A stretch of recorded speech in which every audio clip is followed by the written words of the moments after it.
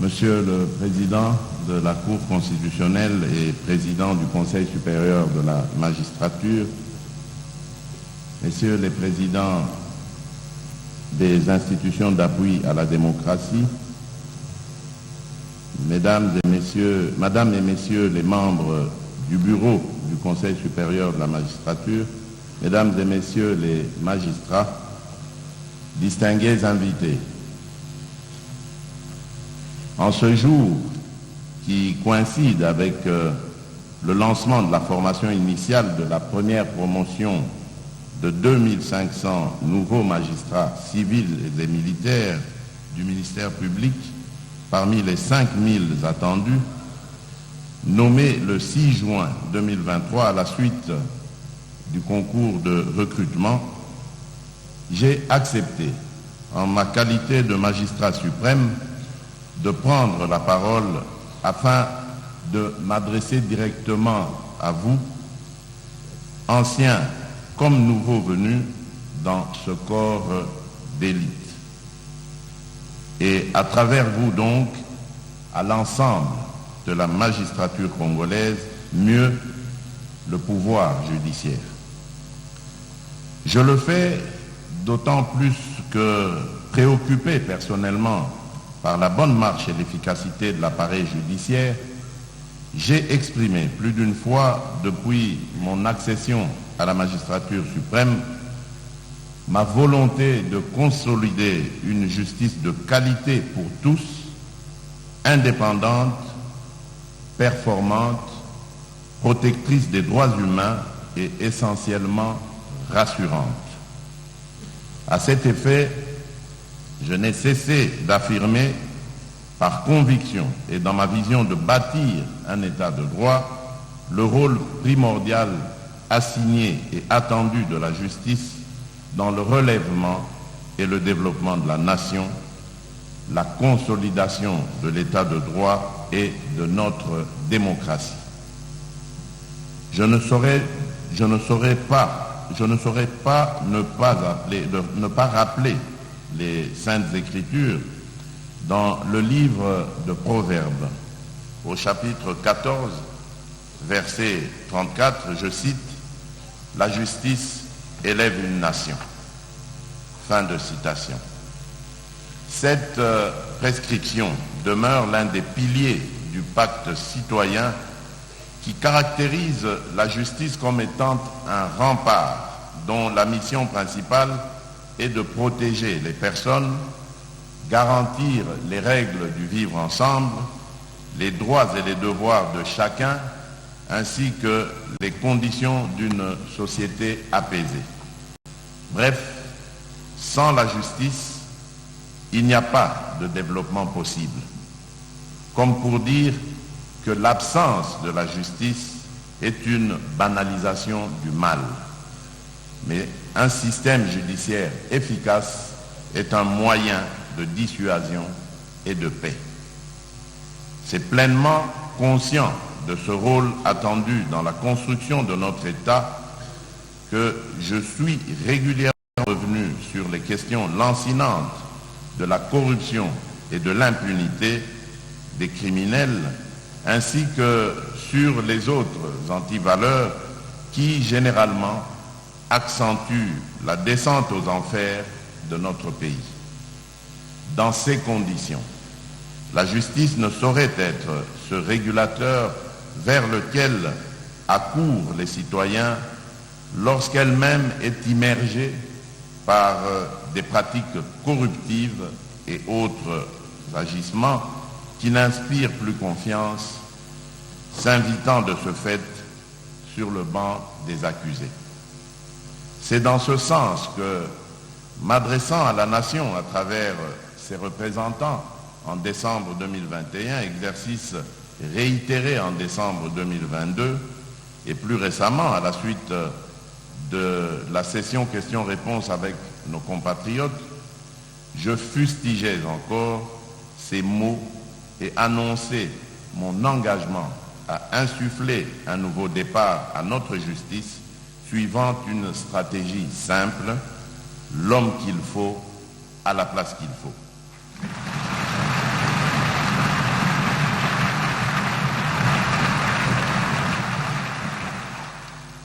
À ce sujet, la cérémonie de ce jour qui vise le lancement de la session de formation des nouveaux magistrats nommés concrétise l'un de mes engagements pris visant à résorber le déficit des effectifs des magistrats au regard de la cartographie judiciaire nationale.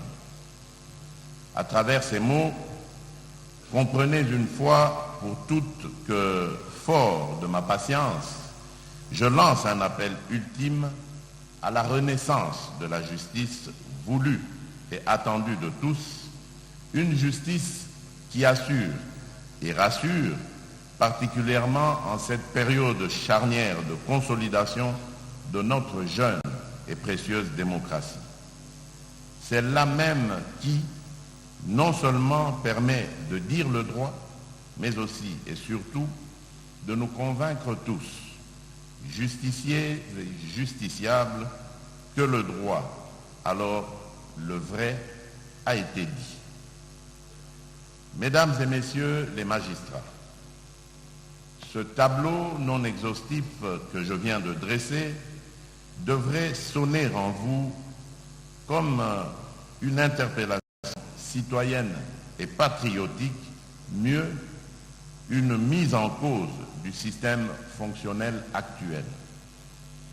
Il s'agit bien de l'appel à votre conscience individuelle et collective en tant que magistrat, acteur majeur dans la construction d'un état de droit voulu par tous. Garant du bon fonctionnement des institutions, j'assume et j'assumerai toujours pleinement ma responsabilité par un recadrage, au besoin une requalification de l'action de la justice et éviter que, par son agir, cette dernière disqualifie les efforts de toute une nation. Je vous encourage donc à vous engager à travers votre action dans cet effort national pour l'avènement d'une justice juste. Cela passe aussi par l'érection de la sanction, positive ou négative, sans complaisance, comme l'échelle de valeur, par l'application rigoureuse des dispositions constitutionnelles et statutaires qui identifient le Conseil supérieur de la magistrature comme organe exerçant le pouvoir de rétribution promotionnelle et disciplinaire. On ne devrait donc pas admettre que des magistrats poursuivis disciplinairement ou pénalement, ceux condamnés plus d'une fois à la prise à partie pour des décisions iniques, ceux habituellement en instance judiciaire ou disciplinaire ou notoirement immoraux, accèdent à des promotions sans affecter la conscience collective.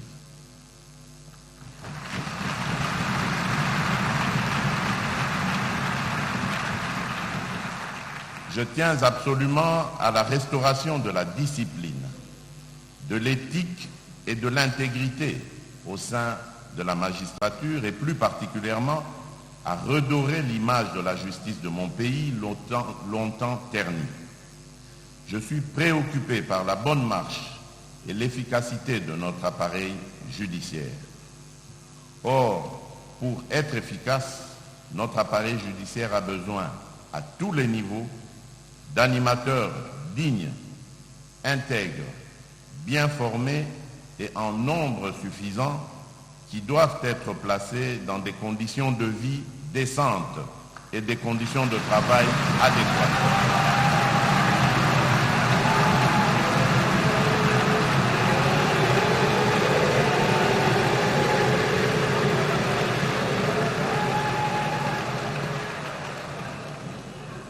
Conscient que cette œuvre, la justice, ne peut prospérer sans ouvrier, le magistrat, j'engage le gouvernement de la République à travailler avec le Conseil supérieur de la magistrature, votre organe de gestion, afin de doter le pouvoir judiciaire des moyens adéquats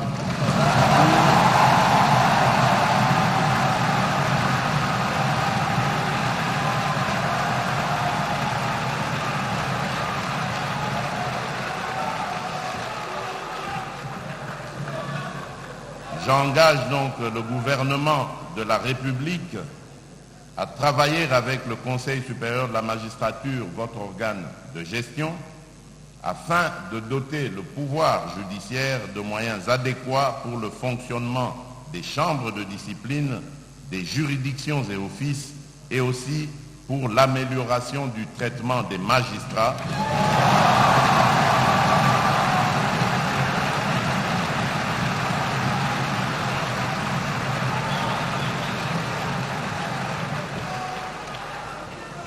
Les frais de mutation, les primes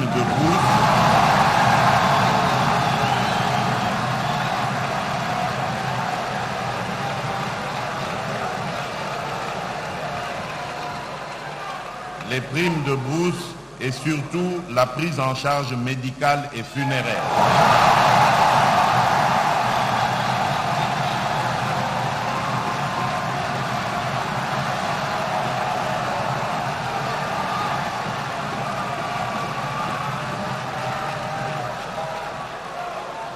En effet, je suis au courant de la manière dont le magistrat, malade ou décédé, est soigné ou inhumé, bien souvent par la solidarité de ses pairs.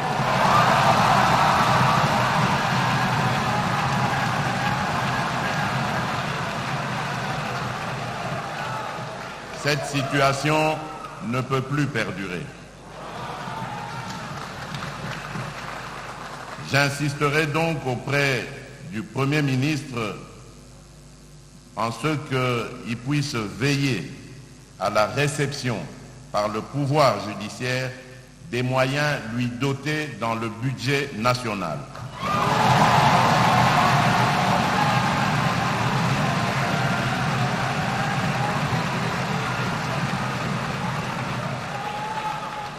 C'est aussi avec ce traitement que nous pourrions mesurer vos responsabilités.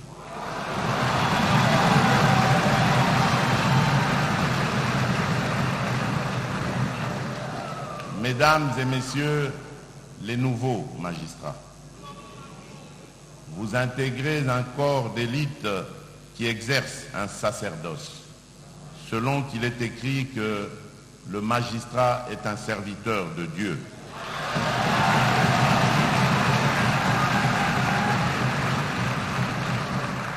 Et pour le bien du peuple.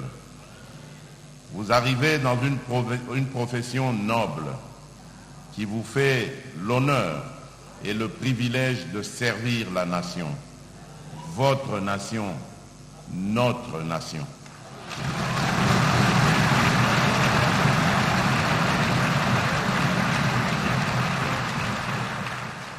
Vous devez avoir en votre conscience votre serment et la loi. Votre recrutement a été nécessité par le besoin impérieux de résorber le déficit dans la mise en œuvre du droit d'accès à la justice. Avec votre arrivée, j'ai insufflé une nouvelle dynamique permettant à notre justice d'améliorer sa couverture et la qualité du service dans l'administration de la justice. Pour bien faire fonctionner les juridictions et offices, j'invite donc le Conseil supérieur de la magistrature, à travers son président, lors des affectations des magistrats, à veiller à l'équilibre entre les différents ressorts. La justice, dans la gestion administrative de la carrière du magistrat, appelle le Conseil supérieur de la magistrature à plus d'objectivité et de rigueur dans les promotions des magistrats,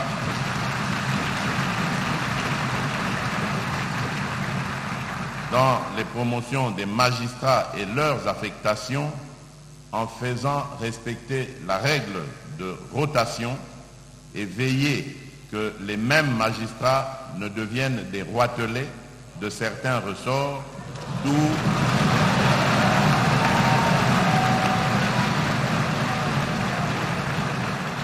que les mêmes magistrats ne deviennent des roitelets de certains ressorts, d'où ils sont intouchables ou inamovibles.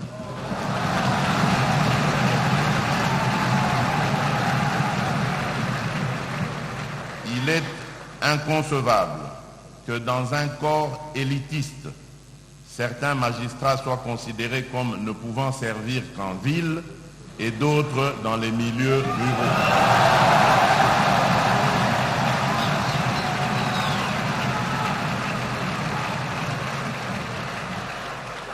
Il s'avère indispensable d'affecter suffisamment de magistrats dans l'arrière-pays où la déficience se fait manifestement sentir, tout en désengorgeant les grandes villes où il y a une pléthore scandaleuse et inadmissible de magistrats.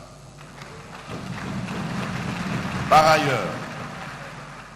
ailleurs, il est important pour une action concertée d'activer régulièrement le cadre de concertation entre le pouvoir judiciaire et exécutif tel que prévu dans le règlement intérieur du Conseil supérieur de la magistrature. Il doit aussi clairement être entendu que les immissions des personnes non qualifiées à la gestion et à la prise de décision de la justice par des pratiques de trafic d'influence et autres antivaleurs seront sévèrement sanctionnés.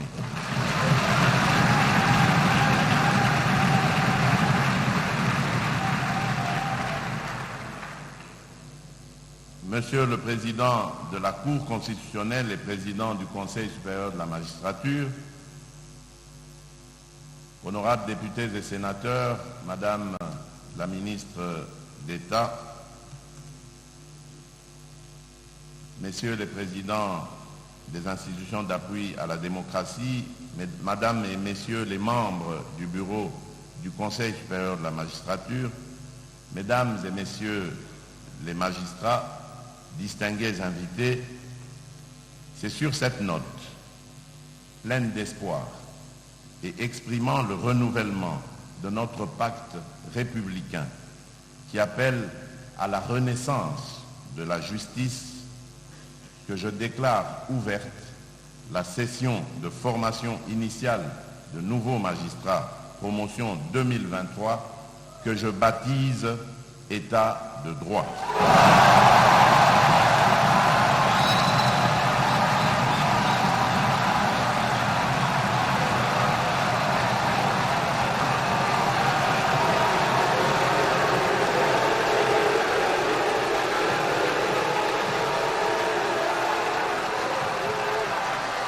Je disais, c'est sur cette note pleine d'espoir et exprimant le renouvellement de notre pacte républicain qui appelle à la renaissance de la justice que je déclare ouverte la session de formation initiale de nouveaux magistrats, promotion 2023, que je baptise État de droit.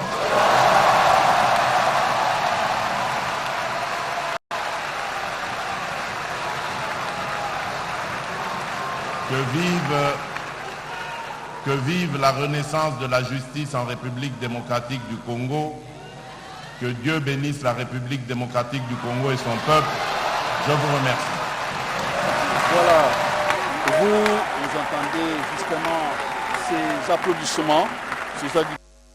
Disent merci au président de la République, Félix Antoine Tshisekedi, pour ses discours.